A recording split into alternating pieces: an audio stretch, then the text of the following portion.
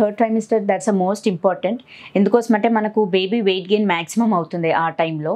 And మనకు కదలికల పైన కాన్సన్ట్రేట్ చేసుకోవాలి. At least minimum 10 moments per day ఉండాలి. సో మనకి ఏంటంటే సెకండ్ ట్రైమిస్టర్లో అంతా ఉమ్మినీరు ఎక్కువగా ఉంటుంది, బేబీ సైజ్ యావరేజ్గా ఉంటుంది. అప్పుడు ఏంటంటే మూమెంట్స్ బాగా తెలుస్తాయి. బట్ రాను రాను బేబీ పెరుగుతుంది, ఉమ్మినీరు తగ్గుతుంది. సో ఎంత తగ్గినా కానీ బట్ మనకు minimum at least 10 moments per day ఉండాలి. రోజంతా కౌంట్ చేయడం కుదరట్లేదు. ఎస్పెషలీ వర్కింగ్ లేడీస్ వర్క్లో బిజీ ఉండి వాళ్ళు కాన్సన్ట్రేట్ చేయలేకపోతారు. ఓన్లీ మాకు నైట్ టైమే తెలుస్తుంది, మార్నింగ్ అసలు తెలియట్లేదు అంటూ ఉంటారు.